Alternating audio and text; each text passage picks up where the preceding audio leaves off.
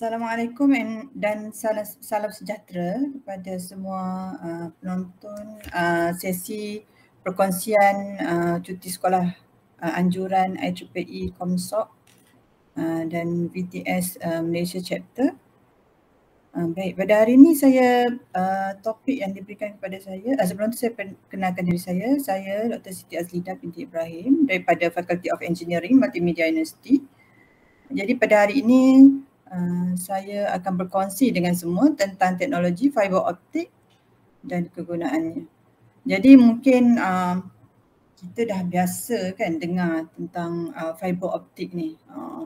Bila nak connect internet yang laju, kita memang perlukan fiber optik. Kalau connection yang tak menggunakan fiber optik itu mungkin kadang-kadang tersekat. Kadang-kadang bila tengok video tu tiba-tiba loading kan. Anak-anak pun komplain. Jadi pada hari ini saya akan berkongsi dengan semua tentang apakah itu teknologi fiber optik, macam mana fiber optik berfungsi. Kemudian saya akan juga berkongsi tentang kegunaan sebab yang kita tahu fiber optik ni kita guna untuk telekomunikasi. Tapi sebenarnya banyak lagi kegunaan fiber optik. Okey, sebelum kita meneruskan tentang pergi lebih dalam tentang fiber optik itu sendiri, saya nak highlight sikitlah, nak tengok sikit macam mana perkembangan daripada dulu sampai sekarang evolusi sistem telekomunikasi. Mungkin kebanyakan kita dah tahulah, cuma saya nak menekankan tentang beberapa perkara. Mungkin dari segi kelajuan kita boleh tengok dulu masa zaman 1980-an dulu. Telefon begitu besar sekali telefonnya. Masa tu kita panggil first generation ya. First generation masa ni signal ataupun data signal yang digunakan untuk menghantar data adalah, masa tu tak ada lagi data. Kalau cakap pasal data, maksudnya signal tu adalah signal suara sahaja. Kita boleh bercakap melalui telefon, tetapi tak ada SMS, tak ada data, semualah 1980-an masa tu kecil-kecil lagi kan. Signal masa ni signal analog. Kemudian pada tahun 1990-an teknologi berkembang kepada second generation. Okay, second generation masa tu dah boleh hantar text message, maksudnya SMS lah, SMS, email ringkas. Bagi mak-mak yang pernah guna telefon ni, second generation ni, anak-anak yang sekolah asrama pun mungkin ada yang guna sekarang kan, yang tak dibenarkan bawa handphone, ada kamera, tak boleh bawa handphone, cuma boleh bawa handphone yang simple macam ni, second generation. Nak tulis pun kena guna keypad ni kan. Yang ni tak boleh ada data. So kelajuan masa tu, kelajuan signal masa tu hanya sampai 64 kilobit per second. Kemudian pada tahun 2000, lebih kurang 2000 macam tu, teknologi dah berkembang kepada third generation 3G. Masa ni kelajuan dah makin tinggi, sampai 2 megabit per second. Masa tu handphone kita dah boleh connect internet, dah boleh tengok, buka web browser lah. Tapi masa tu pun mungkin tak ramai lagi yang ada handphone yang boleh connect web browser, boleh connect internet. Okay, tapi dah ada, teknologi tu dah ada, maksudnya dah boleh stream video. Tapi kebanyakannya handphone masa tu tak ada touch screen lah, adalah jarang-jarang kan masa mula-mula third generation tu. And kemudian 2010, lebih kurang dalam 2010 macam tu, mungkin di negara lain ada yang lebih awal lagi, fourth generation. Ni teknologi yang kita tengah guna sekarang lah, fourth generation kan. Kebanyakannya handphone yang kita guna sekarang adalah smartphone fourth generation, yang mana kita boleh menghantar data di kelajuan 10 hingga 100 megabit per second. Tengok kepada internet connection kita lah, maknanya kita connect kepada internet yang kelajuan yang macam mana, macam itulah kelajuan yang kita dapat. Jadi handphone masa ni kita dah boleh stream video HD high definition, boleh buat video call. Okay, ini yang kita tengah guna sekarang lah. Kemudian semua orang tengah bercakap pasal 5G kan, 5G fifth generation. Okay, apa itu 5G? Mungkin boleh buka lah Facebook Entropy Comsat. Saya rasa sebelum ni ada webinar yang dikendalikan untuk menerangkan apa tu, untuk berkongsi apa tu fifth generation ataupun 5G. Dekat negara kita pun sekarang kerajaan sedang berusaha untuk mengimplement ataupun membina kemudahan fasiliti-fasiliti untuk membolehkan kita menggunakan 5G kan. Kalau kita dah dapat 5G, so kelajuan data ataupun signal yang kita boleh guna dalam up to sampai 10 gigabit per second. Okay, kalau dah boleh guna 5G tu macam-macam lah boleh buat kan. Boleh guna IoT, mungkin dah ramai yang tahu tentang IoT, Internet of Things kan. Maknanya device ataupun mesin bercakap dengan mesin melalui internet connection. Lepas tu kita boleh, kalau tak ada 5G ni kita tak boleh guna kereta autonomous. Kereta autonomous ni kereta yang drive sendiri tu, tak ada driver tu, itu kereta autonomous. Kemudian kita boleh guna remote sensing, robotik kawalan jarak jauh ni. Kita boleh kontrol robot dari jarak jauh tanpa lagging, maknanya tak lag. Kalau lagging kita tak boleh guna kereta autonomous ni. So 5G ni diperlukan untuk mendapat kelajuan yang sangat tinggi, terutamanya dalam aplikasi-aplikasi yang memerlukan respon yang cepat. Contoh kereta kan, kereta autonomous tu kan. Jadi saya tak nak ulas lanjut ni, just nak highlight sikit lah. So sekarang ni macam mana kita boleh capai kelajuan teknologi ni sampai semakin laju kan daripada third generation, dalam kilobit per second, sekarang dah megabit per second. Kemudian dalam masa terdekat nanti kita dah boleh capai 3 gigabit per second. Jadi kita perlukan teknologi jalur lebar berkelajuan tinggi. Apa maksud teknologi jalur lebar berkelajuan tinggi ni? Maknanya kita perlukan dipanggil platform,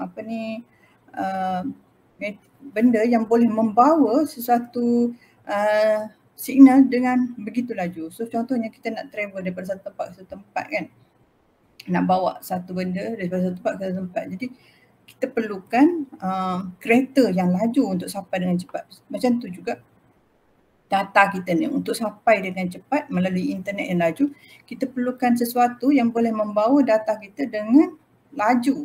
Okay? Jadi apa benda yang paling laju kat alam semesta ni? Apa ya? Kalau kita kaji-kaji sains, okay, belajar sains, sebenarnya benda yang paling laju kat alam semesta ni adalah cahaya. Okay? Cahaya kita pun cahaya ni boleh bergerak ke? Ya, cahaya sebenarnya bergerak. Tapi yelah, kita nampak cahaya macam buka lampu, cahaya kan. Tapi sebenarnya cahaya tu bergerak. Okay, bergerak. Contohnya kita guna laser kan. Kita turn on laser. Sebenarnya cahaya tu adalah sejenis gelombang. Okay? Sejenis gelombang yang bergerak. Okay? So kalau dari segi kelajuan dalam udara ni, contoh kita turn on lampu ke, turn on buka laser ke, berapa laju dia pergi, 300,000 kilometer sesaat. Sebab tu kita tak nampak dia bergerak, sebab dia laju sangat. Dia laju sangat sampai kita tak nampak dia bergerak. Okay. Sebelum adanya fiber optik ni, sebelum ada fiber optik, dulu masa second generation, third generation yang saya terangkan tadi, kebanyakannya signal dihantar menggunakan signal elektrik. Okay, data ataupun maklumat dihantar menggunakan signal elektrik dalam sistem telekomunikasi kita. Dan alat ataupun wire yang kita guna masa tu adalah kabel tembaga ataupun copper. Jadi copper ni dia hantar signal, signal yang dibawa adalah signal elektrik, electrical signal. Okay. Jadi copper ni dibawa electrical signal dalam kelajuan yang terhad. Okey. Sebab itulah kalau internet kita ni connect kepada dalam menggunakan copper, sebab tu kita tak boleh dapat internet yang laju. Hanya sekadar beberapa kilobit per second je sajalah. Jadi yang membolehkan internet kelajuan tinggi pada hari ini adalah kerana fiber optik. Okay? Fiber optik yang digunakan untuk menghantar data menggunakan cahaya. Sebab fiber optik ni adalah kabel, okay, yang mana signal yang dibawa dalam tu adalah cahaya sebenarnya. Okay? Cahaya, laser signal. Cahaya laser. Okay? Dan cahaya laser ini digunakan untuk membawa maklumat-maklumat melalui fiber optik. Fiber optik ni lah sebenarnya adalah kabel-kabel yang menyambungkan kita ke seluruh dunia melalui internet. Okay? Dan fiber optik ni membawa cahaya, signal cahaya pada kelajuan yang sangat tinggi, 204,000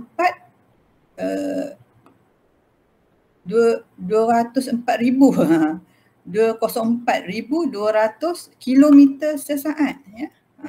Kilometer sesaat. Bukannya meter, kilometer dalam masa satu saat. So begitu laju yang dibawa dan dia boleh bawa dalam jarak yang sangat jauh dan sangat pantas.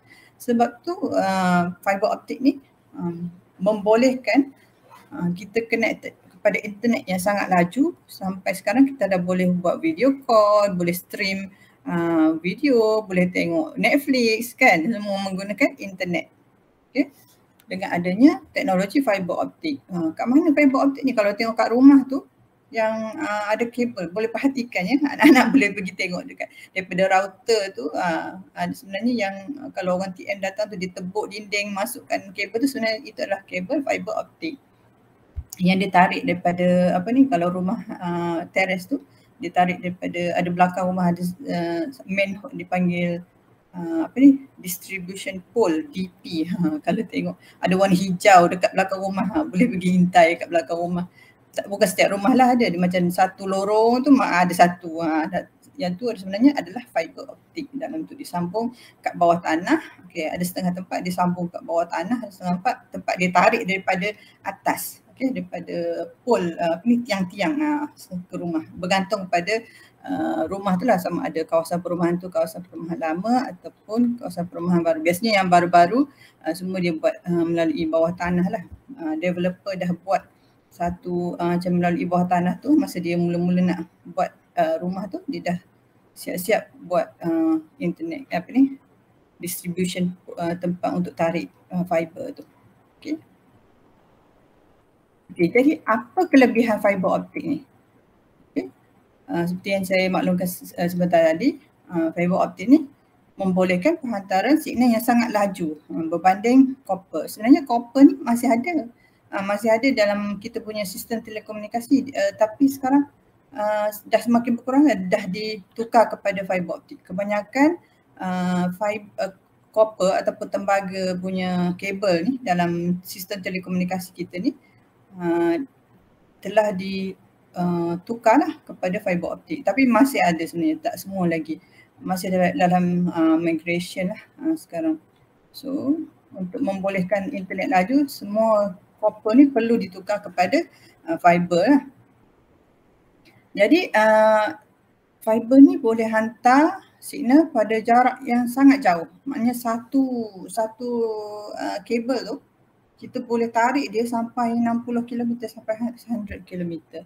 Berbanding tembaga ni sebab kita tak boleh guna yang panjang, sebab tembaga ni dipanggil high loss. Bila electrical signal bergerak di dalam tembaga, dia tak boleh, saya tak ingat berapa kilometer, tapi pendek dan sangat terhad. Hanya beberapa kilometer, setiap beberapa kilometer signal dalam tu dah dipanggil semakin berkurang. Jadi kita perlu kuatkan balik signal dalam tembaga tu, jadi kita kena sambung dengan dipanggil repeater. Repeater ni untuk boost balik, untuk meningkatkan balik signal di dalam tembaga tu. Jadi kita perlukan banyak repeater lah. Repeater ni yang amplify ataupun menguatkan balik kembali signal, electrical signal tu. Jadi bila kita perlukan banyak repeater ataupun pengulang dia, macam penguat signal ni. Jadi contohnya 10 km kan, 10 km kabel. So antara tengah-tengah tu kita kena letak banyak repeater sebab kita nak kena kuatkan balik signal tu. Jadi bila kita perlukan banyak repeater ataupun pengulang ataupun amplifier, jadi kos untuk kita buat sistem telekomunikasi tu makin mahal lah, makin tinggi, sebab kita perlukan letak banyak repeater dalam, untuk beberapa kilometer kena letak repeater. Jadi kalau kita guna optical fiber ni, kita boleh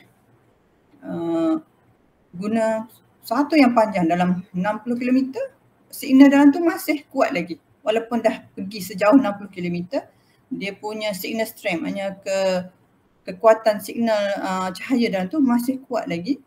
Hanya selepas dalam 60 km baru kita boleh letak, perlu letak amplifier, penguat, untuk menguatkan kembali signal tu, cahaya tu. Jadi kita tak perlu gunakan banyak amplifier ataupun penguat. Untuk contohnya kita nak sambung satu connection dalam jarak 100 km contohnya. Jadi kita perlukan dua kabel, dua fiber. Tengah-tengah tu satu amplifier je, sebab signal boleh travel sampai 60 km. Jadi kita kena letak satu amplifier je.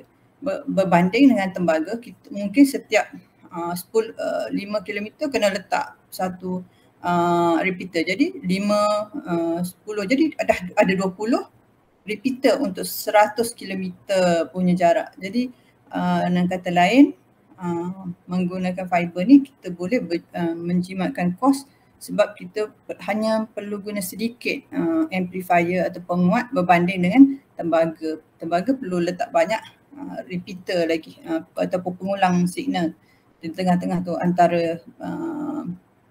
antara transmitter, penghantar dengan penerima punya mesin tu, device.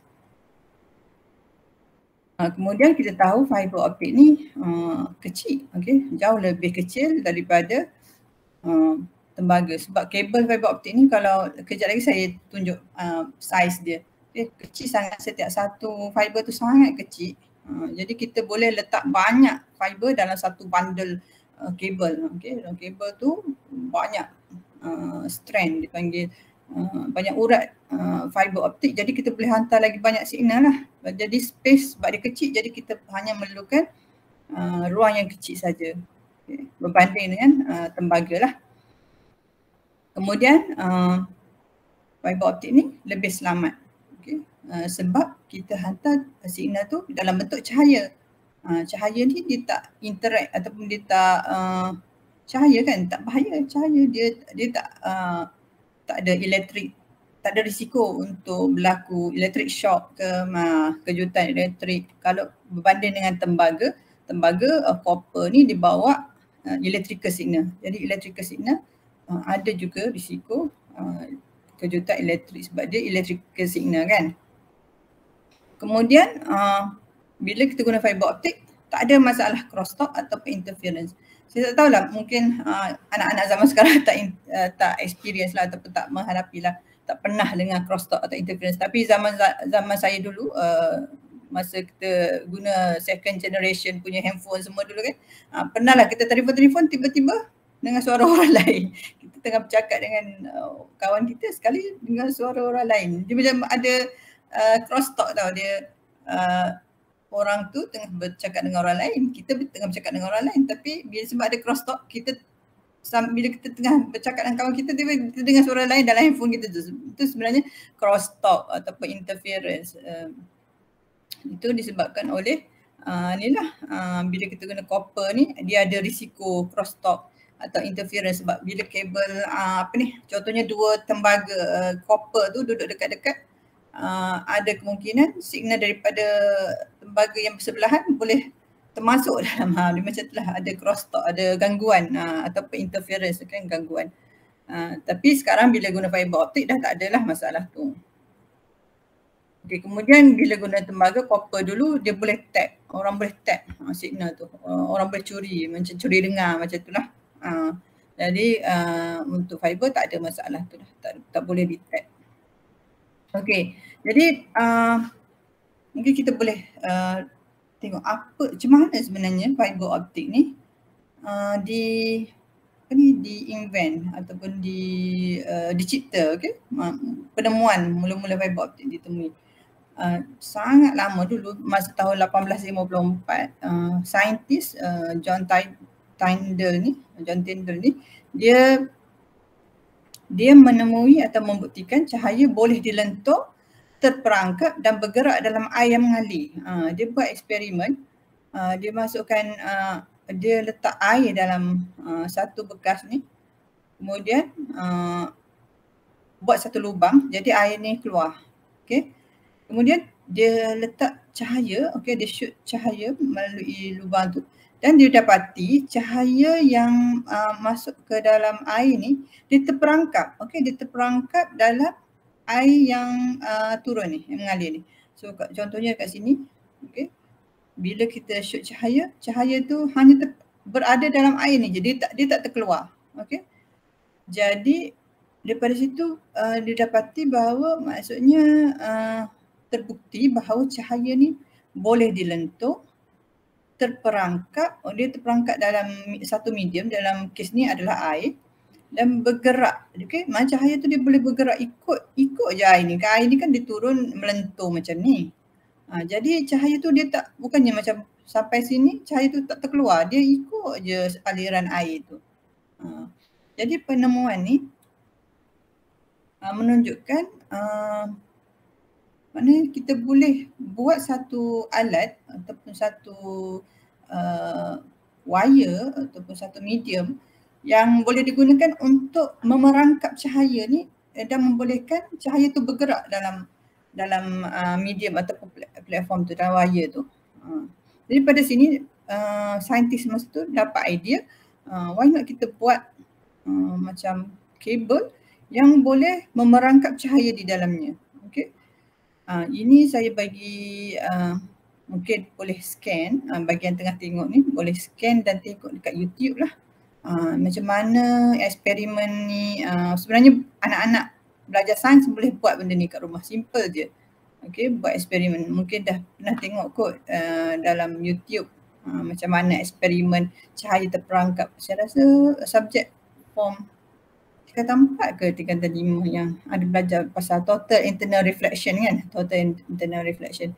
Boleh scan, kalau nak tengok simple eksperimen, boleh scan QR code ni untuk tengok dekat YouTube lah. Okay. So nanti mungkin boleh tengoklah YouTube tu. Okay, so bila selepas pada penemuan ni, dari situ saintis mula mengkaji dan sebenarnya perkembangan optical telecommunication system ni bukan sahaja bergantung pada fiber, sebenarnya juga bergantung kepada penciptaan laser kan.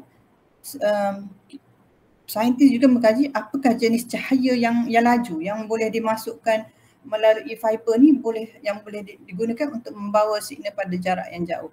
Jadi pada tahun lebih kurang 1960-an tu laser ruby ni dicipta. Okey, masa ni maknanya ni adalah antara ni laser yang terawal yang dicipta.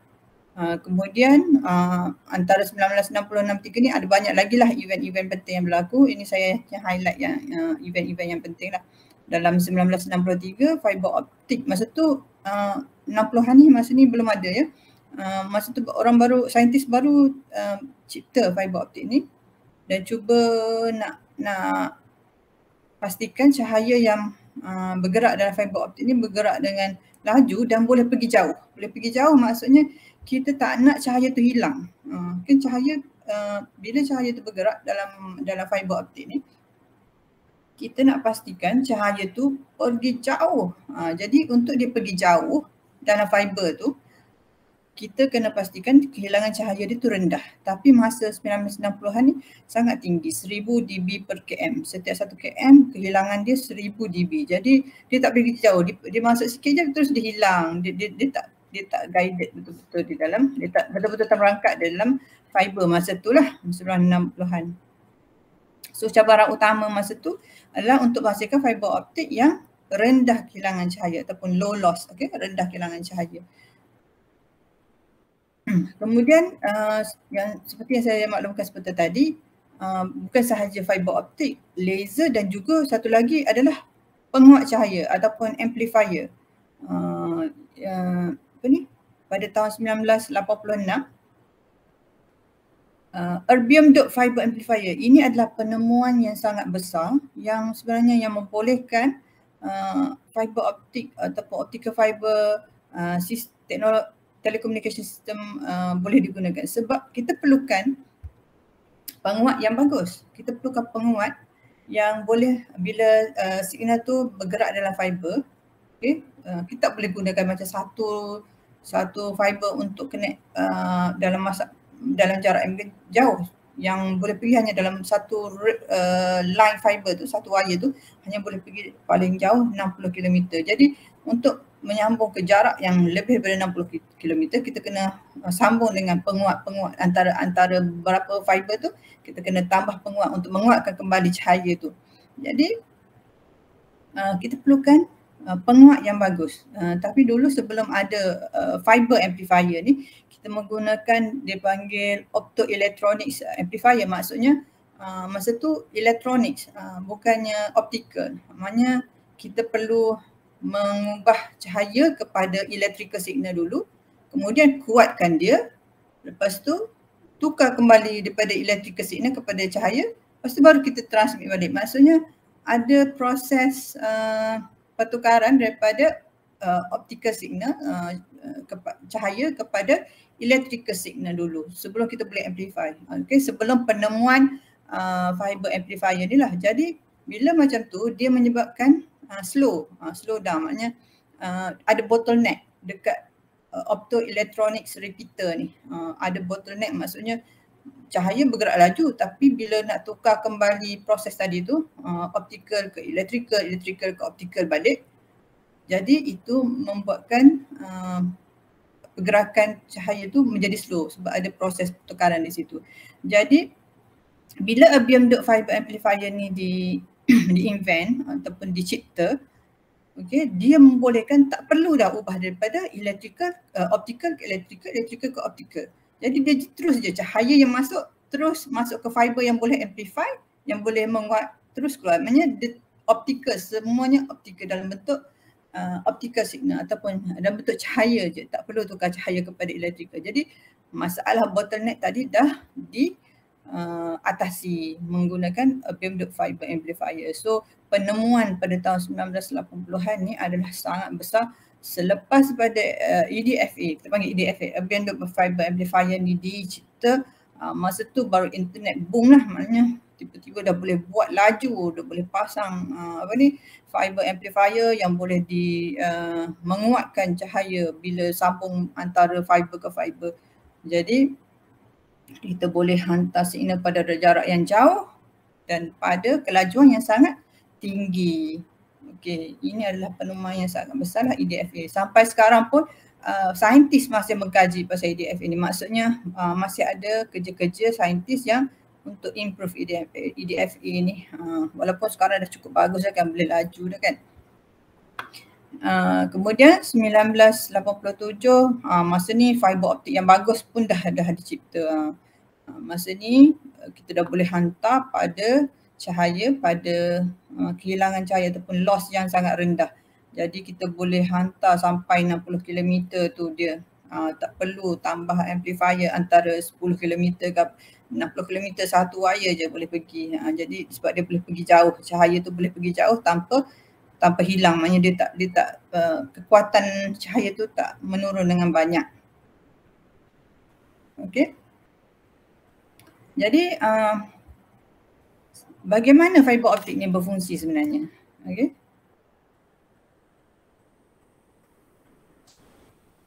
Fiber optik ni berfungsi melalui konsep tadi, total internal reflection tadi. Okay, total internal reflection. Kan tadi kita tengok dalam eksperimen John Tyndall tu, cahaya boleh terperangkap dalam air yang mengalir. So kata lain, kalau kita masukkan cahaya, contohnya cahaya laser ke dalam satu alat yang boleh memerangkap cahaya tu, dan cahaya tu terperangkap, macam mana kita boleh pastikan cahaya tu terperangkap dan tak terkeluar daripada tu? Kita boleh pastikan dengan memastikan cahaya tu mengalami fenomena total internal reflection, itu pun pantulan cahaya penuh. Okay? Maksudnya bila cahaya laser tu masuk ke dalam fiber tu, kita kena pastikan dia tak terkeluar. Dia terpantul balik ke dalam cahaya dalam fiber tu. So bagaimana ini dipastikan? Saintis telah mencipta fiber yang boleh memerangkap cahaya dengan memastikan dengan menggunakan dua lapisan ni. Dalam fiber tu sebenarnya ada dua lapisan. Satu kita panggil core, satu lagi kita panggil cladding. So core ni sebenarnya tempat yang mana cahaya masuk. Okay? So bila cahaya masuk, kita kena pastikan cahaya tu tak terkeluar. Jadi kita kena pastikan dia terpantul balik ke dalam core juga.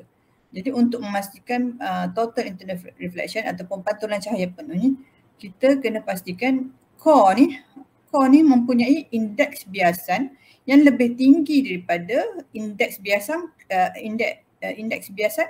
cladding ni, ataupun dalam Englishnya refractive index. Okay, core refractive index is higher than cladding refractive index. Okay, jadi pembuat ataupun manufacturer yang membuat fiber ni kena pastikan, kena buat lapisan dalam core ni menggunakan bahan untuk menghasilkan lapisan yang mempunyai indeks biasan lebih tinggi daripada cladding. Jadi biasanya pilihlah fiber ni kan dia silinder ada dua lapis. Satu core kat dalam, okey, cladding kat luar. Jadi core dengan cladding ni sebenarnya benda ni sangat halus. Sebenarnya halus seurat rambut saja. Okey. Kalau tengok saiz dia, core ni 5 hingga 8 mikrometer saja. Okey, mikro tu bukan mili ya, mikrometer. Kemudian dia punya luaran ni, cladding ni 125 mikrometer. Okey. Apa single mode fiber ni? Ini jenis fiber. Okey, jenis fiber kita panggil single mode fiber SMF. Ini adalah fiber yang boleh membawa cahaya dalam jarak yang sangat jauh, dalam 60 km macam tu kan satu fiber tu. Inilah single mode fiber inilah yang kita biasa guna dalam inilah internet telekomunikasi semua ni. Sebab dia boleh menghantar signal pada jarak yang jauh dan sangat laju. Kemudian satu jenis lagi multi-mode fiber. Multi-mode fiber ni saiz dia besar sikit, 50 hingga 62.5 mikrometer core dia. Okay, so core dia lah besar sikit berbanding single mode fiber. Multi-mode fiber ni kegunaan dia untuk jarak yang lebih dekat sikit dan dia mempunyai core yang lebih besar. Multi-mode fiber ni contoh kita guna dalam bila nak sambung macam in-campus ataupun local area network pada jarak yang dekat dalam 1 kilometer punya jarak lah. Okey, inilah fiber optik. Ini common lah yang biasa hanya untuk telekomunikasi, aplikasi telekomunikasi. Dia dalam dia ada core, lepas tu luar dia cladding, lepas tu luar pada cladding ni kita ada coating, lepas tu luar tu kita letak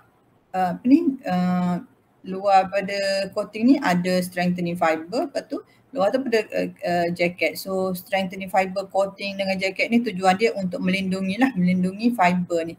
Fiber ni yang ni je 2 lapis ni, maknanya core dengan cladding ni. Okey, sebenarnya core dengan fiber ni diperbuat daripada kaca. Kaca, bayangkan kaca mudah pecah kan. Tapi sebenarnya sebab kaca silika ni je yang boleh membawa cahaya. Sebab kita tahu kaca ni luk sinar kan, luk sinar. Jadi cahaya boleh bergerak dalam dia. Dan saintis dah kaji kaca silika yang antara yang terbaik untuk kegunaan telekomunikasi lah, untuk jarak jauh yang low loss. Okay. Kemudian core ni, bahagian core ni dia bukan silika semata-mata, dia campur dengan beberapa bahan untuk membolehkan dia ada indeks biasan yang tinggi berbanding dengan cladding. Kan tadi cladding kena indeks biasannya lebih rendah. Jadi core ni lebih kurang 1.48 refractive index dia, lebih kurang macam tu. Core. Jadi untuk meningkatkan indeks biasan, biasanya core ni dicampur dengan germanium dioxide ataupun aluminium oxide. Kemudian cladding. Cladding ni dibuat dari kaca juga. So ada 2 lapisan kaca lah, yang dalam dengan luar. Tapi yang luar ni dia rendah indeks biasan, jadi untuk membolehkan dia, nak jadikan dia lebih rendah, biasanya dicampur dengan sama ada fluorine ataupun boron trioxide. Kemudian coating ni biasanya dibuat daripada akrilik ataupun polyamide untuk lindungi fiber ni lah, tak nak bagi dia mudah pecah lah. Kalau dia semata-mata memang kaca pecah, jadi kita kena coat atau selaputi dia dengan satu protektif yang melindungi kaca dia lah untuk supaya tidak pecah atau tidak patah. Jadi macam mana fiber ni dibuat? Okay. Sebelum fiber yang kecil, yang halus, sehalus rambut tu dibuat, sebenarnya pembuat fiber ni dia buat dulu preform. Preform ni apa ya? Preform ni adalah silinder yang besar. Beberapa cm lah, beberapa sentimeter silinder besar. Dan silinder ni kita macam mana dihasilkan? Preform ni dihasilkan menggunakan proses yang dipanggil modified chemical vapor deposition. Kalau adik-adik ataupun tuan-puan rajin boleh Google lah, ataupun tengok dekat YouTube macam mana fiber optik dibuat, okay, dihasilkan.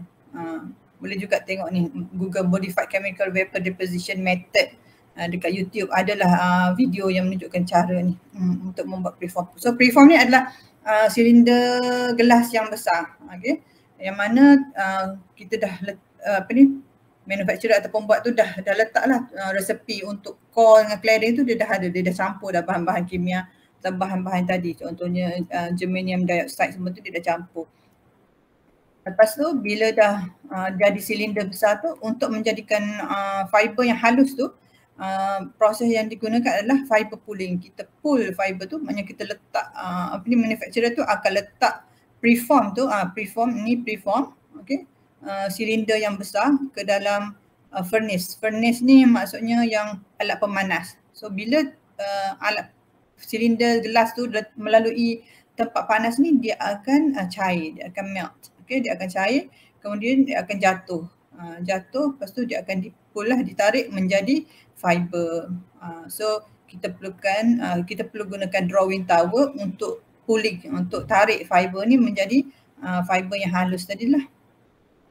So lepas kita dah pull jadi fiber, kita perlu coat dia, kita perlu selaput dia dengan protective untuk melindungi dia lah, pelindung, salutan ataupun lapisan pelindung, letak lapisan pelindung pada fiber tu. Kemudian kita combine, kita gabungkan beberapa fiber dalam satu bundle untuk menjadikan kabel. Contoh sajalah, contoh kabel fiber. So biasanya kabel yang kalau tengok bawah tanah, kalau pernah tengok orang tarik fiber sebenarnya besar-besar kan, yang tu sebenarnya bundle, banyak bundle fiber dalam tu. Okay, ni saya nak cerita sikit lah pasal sistem telekomunikasi fiber optik. So secara ringkas sajalah. So dalam sistem telekomunikasi ni biasanya information source, maknanya maklumat kita hantar dalam bentuk electrical signal sebenarnya pada asalnya, contohnya daripada handphone, daripada komputer, daripada tab, semua sebenarnya adalah electrical signal. Lepas tu dihantar kepada, contohnya kalau kita connect wireless wifi semua, hantar kepada router semua tu kan. Lepas tu sebenarnya masa tu electrical signal. Lepas tu sebelum dihantar melalui fiber tu, dia perlu ditukar kepada optical signal. Okay, optical signal maknanya tukar kepada cahaya lah, maknanya electrical signal tadi tukar kepada cahaya. Macam mana kita tukar tu? Melalui optical source ni. Kebanyakannya contohnya laser lah, laser, ada alat dalam device kita tu lah. Kemudian cahaya tu akan bergerak dalam fiber. Lepas tu bila sampai dekat penerima, cahaya tu akan ditukar kembali kepada electrical signal. Jadi electrical signal ni ditukar oleh optical detector. So optical detector ni alat ataupun device yang boleh menukar cahaya kepada electrical signal. Jadi bila sampai kat receiver, ditukar balik kepada electrical signal dan diterima oleh penerima lah. So saja nak highlight lah supaya nampak general view kan. Jadi sedikit lagi perkongsian fiber optik. Sebenarnya fiber optik ni bukannya untuk telekomunikasi saja. Sebenarnya banyak lagi gunaan dia. Jadi sebenarnya banyak jenis fiber optik ni. Yang kita cakap tadi pasal yang digunakan dalam telecommunication, biasanya single mode dengan multi mode. Okay, single mode, multi mode, ini yang jenis-jenis fiber yang digunakan dalam telekomunikasi lah. Kemudian ada beberapa jenis lagi fiber. Fiber ni ada yang menjadi alat dalam telekomunikasi juga, contohnya digunakan sebagai filter, sebagai reflektor. Sebab dalam sistem telekomunikasi ni, fiber ni bukan digunakan untuk bawa aja, digunakan untuk amplify kan, untuk menguatkan signal, untuk filter, ada tempat kita kena letak filter. Okay. Jadi ada beberapa jenis fiber yang special lah, yang bukan simple macam single mode fiber ni yang basic, yang digunakan untuk transmission line, untuk hantar signal. Jadi antara fibernya fiber bright grating, ini fiber bright grating, plastik ataupun polymer fiber. Plastik atau polymer fiber ni biasanya digunakan untuk sensor. Okay, nanti saya terangkan sedikit pasal sensor. Dan ada juga dan boleh juga digunakan untuk medical application macam endoscope semua tu kan. Kemudian hollow core fiber, photonic crystal fiber, flat fiber. So ini adalah jenis-jenis fiber yang digunakan untuk tujuan-tujuan ataupun aplikasi-aplikasi tertentu lah. Contohnya photonic crystal fiber ni, ini fibernya yang ada banyak-banyak lubang ni, air hole ni. Okay. So photonic crystal fiber ni special fiber yang kita boleh gunakan untuk macam aplikasi lah, boleh guna untuk sensor, boleh guna untuk filter. Jadi kalau ada yang berminat boleh Google ataupun boleh search lah kan pasal berbagai jenis fiber dan kegunaan dia ni lah. Sebenarnya kajian masih berjalan sekarang, macam mana kita nak guna ataupun macam mana kita modify fiber, macam mana kita nak buat fiber tu jadi sesuai untuk setengah aplikasi dan sebagainya. Okay, so saya nak kongsi juga berkenaan kegunaan kan, tadi saya topik kita hari ini apa itu fiber optic teknologi dan kegunaan. Jadi kegunaan dia yang saya banyak bincang tadi untuk telekomunikasi lah, untuk menghantar signal pada kelajuan yang tinggi. Tapi sebenarnya kegunaan fiber optic ni banyak lagi, luas lagi kegunaan dia. Antaranya untuk perubatan, okay? Untuk perubatan biasanya doktor-doktor akan guna fiber optic ni, kabel ni untuk membantu dia orang dalam melakukan pembedahan, okay? Pembedahan, kemudian untuk pemeriksaan melalui saluran-saluran tertentu lah kan, endoskopi, kita buat endoskopi kalau pernah dengar, ni gambar endoskopi. So dalam perubatan medical, fiber juga banyak digunakan, okay? Tapi saya tak akan ulas lanjut lah berkenaan ni.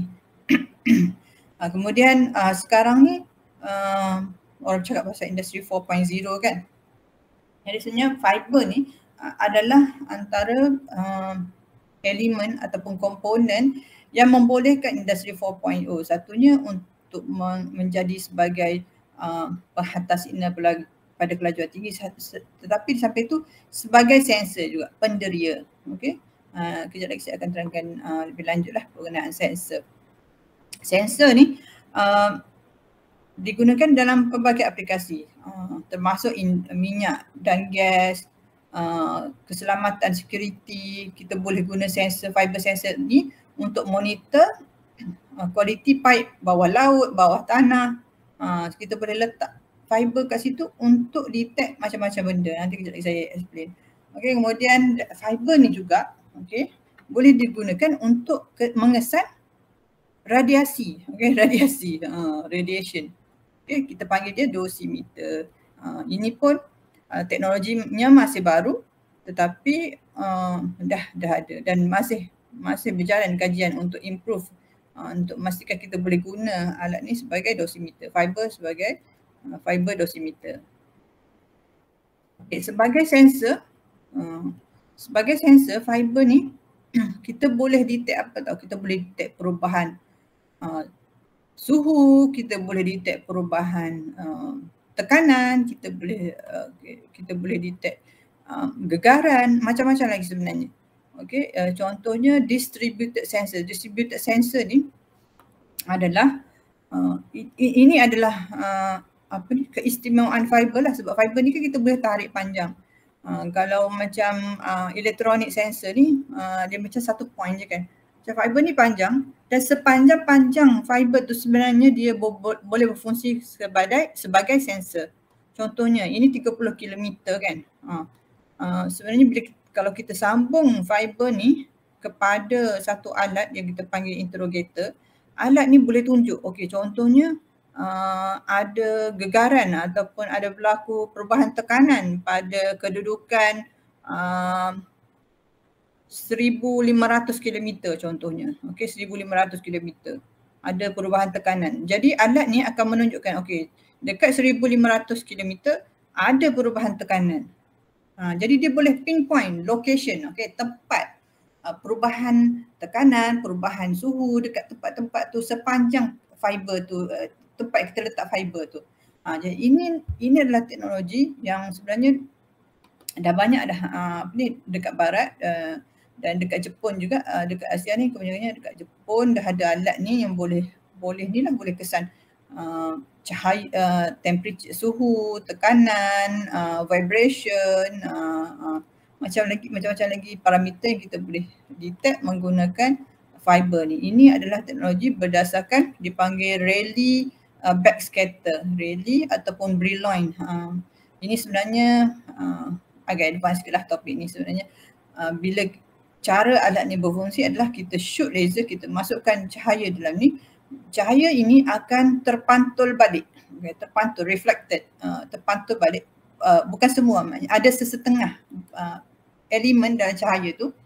Bila kita shoot cahaya laser masuk dalam fiber, ada sebahagian daripada cahaya tu akan terpantul balik ke interrogator ni.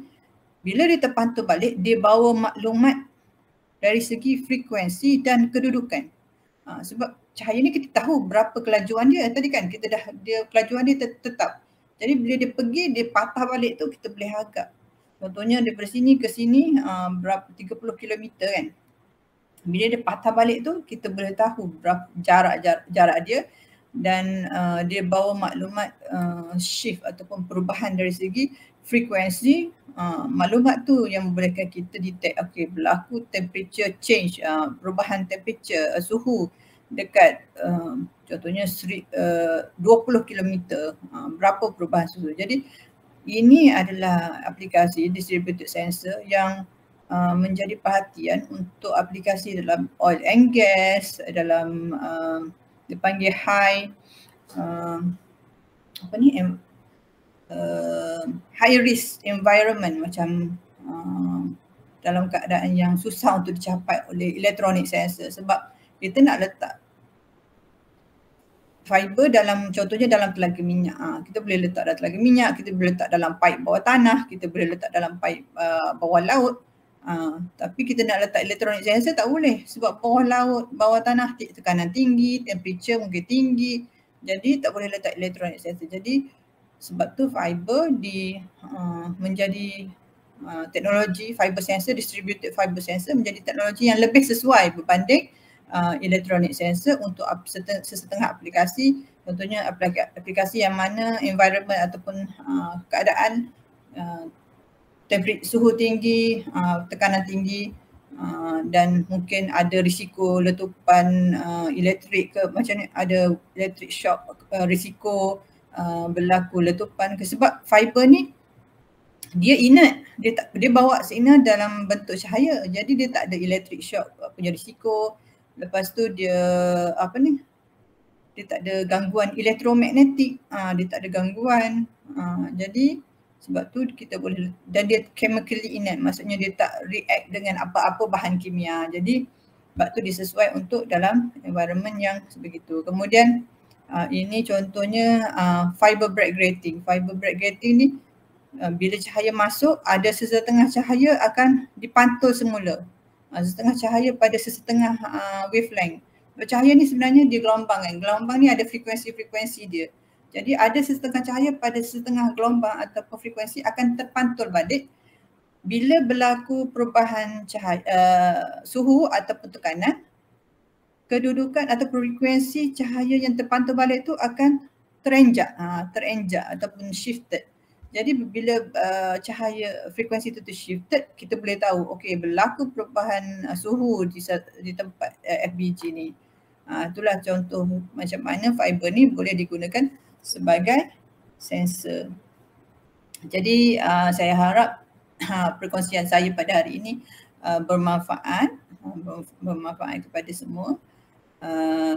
Jadi sebelum saya mengakhiri, saya ingin mengucapkan ribuan terima kasih kepada IEEE Comsoc VTS kerana menjemput saya untuk memberi perkongsian pada hari ini.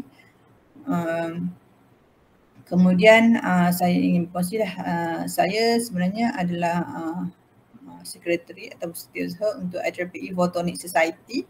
Ini adalah persatuan sebenarnya antarabangsa, tapi kita Malaysia chapter, IEEE Photonic Society Malaysia chapter. IEEE Photonic Society menganjurkan pelbagai aktiviti lah, termasuk aktiviti di sekolah-sekolah yang mana kita melibatkan pelajar sekolah untuk menggalakkan pelajar lebih berminat kepada sains, teknologi lah, STEM. Kita ada aktiviti kita panggil Fun with Light. Kita bawa laser, kita bawa bongkah-bongkah untuk ajar pelajar tentang pembiasan, pantulan, cahaya, dan mungkin lebih sesuai kepada sekolah rendah. Ada juga aktiviti untuk sekolah menengah. Jadi kalau ada di sini yang menonton ni adalah guru-guru sekolah menengah atau sekolah rendah, mungkin kita boleh bekerjasamalah untuk menganjurkan aktiviti Fun with Light. Kita panggil Fun with Light, main dengan cahaya lah. Jadi IEEE Photonic Society kami ada mengadakan aktiviti sebegini di sekolah-sekolah. Jadi boleh kontak saya di email azlida@mmu.edu.my ataupun boleh juga pergi tengok dekat website ni, boleh scan QR code ni untuk ke website Photonic Society Malaysia, IEEE Photonic Society Malaysia Chapter untuk mengetahui perkembangan terbaru aktiviti kami lah. Jadi untuk itu saya mengucapkan sekali lagi ribuan terima kasih dan semoga perkongsian pada hari ini bermanfaat untuk semua lah. Jadi itu sahaja. Assalamualaikum warahmatullahi wabarakatuh dan salam sejahtera. Sekian, terima kasih.